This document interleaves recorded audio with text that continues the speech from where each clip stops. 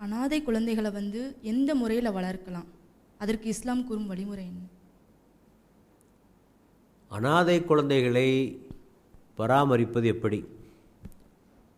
ஒரு பொது விதி, எந்த நலிவுற்ற பிரிவினராக இருந்தாலும் சரி, இந்த ஒரு விதியை வாழ்க்கையில் பின்பற்றினாலே பல பிரச்சனைகள் தீர்ந்துவிடும்.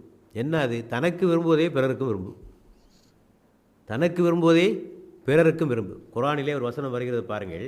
அனாதைகளை எப்படி கவனிக்க வேண்டும் என்று சொல்லுகிற போது இறைவன் சொல்கிறான், மக்கள் தங்களுக்கு பின்னால் ஒன்றுக்கும் இயலாத குழந்தைகளை விட்டுவிட்டு மரணமடைய நேரிட்டால் அப்பொழுது தம் குழந்தைகள் குறித்து எந்த அச்சங்களுக்கு அவர்கள் ஆளாவார்களோ அதனை கருத்தில் கொண்டு இவர்கள் அனாதைகள் விஷயத்திலும் அஞ்சிக் கொள்ளட்டும். இவன் இறந்து போன பிறகு இவன் பிள்ளையை பற்றி எவ்வளோ கவலைப்படுவான் இல்லையா? நாம் இறந்து கூட நமது குழந்தைகளை கவனிப்பது யார் என்பதை குறித்து எவ்வளோ கவலைப்படுவானோ அதே கவலை மற்ற அனாதைகள் விஷயத்தில் உங்களுக்கு இருக்கட்டும் என்று வசனம் சொல்கிறது. தங்களுக்கு பின்னால் ஒன்றுக்கும் இயலாத குழந்தைகளை விட்டுவிட்டு மரணமடைய நேரிட்டால் அப்பொழுது தம் குழந்தைகள் குறித்து எந்த அச்சங்களுக்கு அவர்கள் ஆளாவார்களோ அதனை கருத்தில் கொண்டு இந்த அனாதை விஷயத்தில் இவர்கள் இறைவனை அஞ்சிக் கொள்ளட்டும்.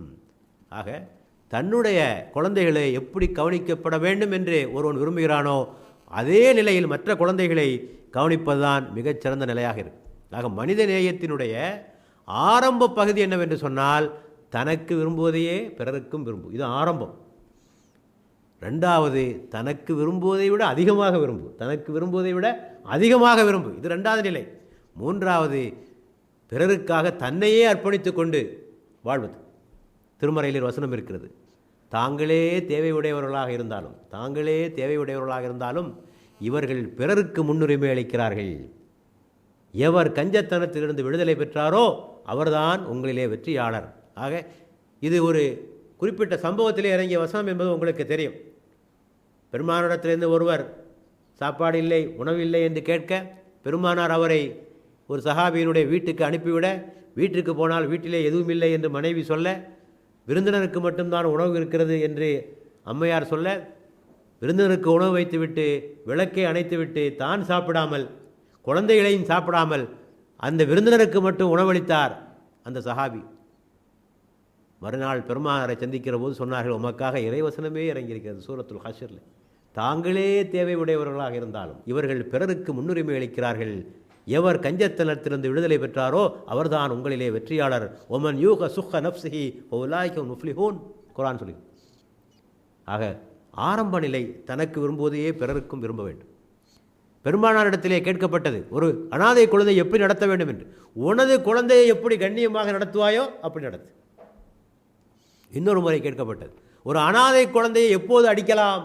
பெருமானாரிடத்தில், உனது குழந்தையை எதற்காக அடிப்பாயோ அதே காரணத்திற்காக அந்த குழந்தையை அடிக்கலாம் இல்லையா? இந்த அளவுகோல், தனக்கு விரும்புவதை பிறருக்கும் விரும்புதல் என்ற ஒரு அளவுகோலை வைத்துக்கொண்டு மனிதன் செயல்படலாம். பெருமானாருக்கு இறைவனே சொல்லுகிறான், நீர் அனாதைகளை வெறுட்டாதீர், அனாதைகளோடு கனிவாக நடந்து கொள்ளும். கூலூலகும் கவுலன் மாரூஃபா, அவரோடு கண்ணியமாக நீர் பேசுவீராக, அவர்களை நீர் வெறுட்டாதீர் என்று இறைவன் சொல்கிறான். ஆக மிக கண்ணியமாக அவர்களை நாம் நடத்த வேண்டும், மாற்றாந்தாய் மனப்பான்மையாக நடத்தக்கூடாது. இதற்கும் பெருமானாருடைய வாழ்க்கை தான் ஒரு சான்று. உங்களுக்கெல்லாம் தெரியும், பெருமானார் அவர்கள் ஒருவரை எடுத்து வளர்த்தார்கள், ஸைத் இப்னு ஹாரிஸ். அவரை எடுத்து வளர்த்தார்கள், அடிமையாக இருந்து அவர் விடுதலை வாங்கி வளர்த்தார்கள். அவருடைய பேரை மக்கள் எப்படி அழைத்தார்கள்? ஸைத் இப்னு முஹம்மத் என்று அழைத்தார்கள். ஸைத் இப்னு முஹம்மத் என்று சொல்லுகிற அளவுக்கு அவர் அழைக்கப்பட்டார். பின்னர் அவருடைய தந்தை வந்தார், வந்து என் மகனை நான் அழைத்து கொண்டு செல்கிறேன், சொந்த ஊருக்கு போகிறேன். ரசூலுல்லாஹ் சொன்னாங்க, அவர்கிட்ட கேட்டுக்கோ, அவர் என்ன சொல்கிறாரோ எப்படி செய்ப்பார்.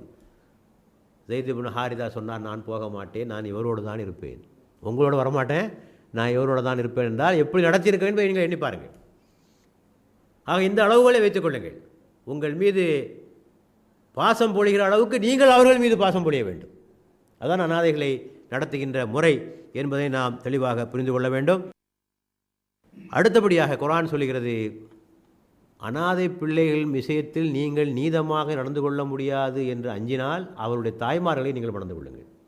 நிறைய குழந்தைகள் இருக்குது, அந்த குழந்தைகளோடு நீதமாக நடக்க முடியாதுன்னு அந்த பெண்ணையே மணந்து கொண்டு வாழ்க்கை கொடுக்கலாம் அல்லவா? குழந்தைகளுக்கு வாழ்க்கை கொடுப்பது என்று ஒன்று இருக்கிறது.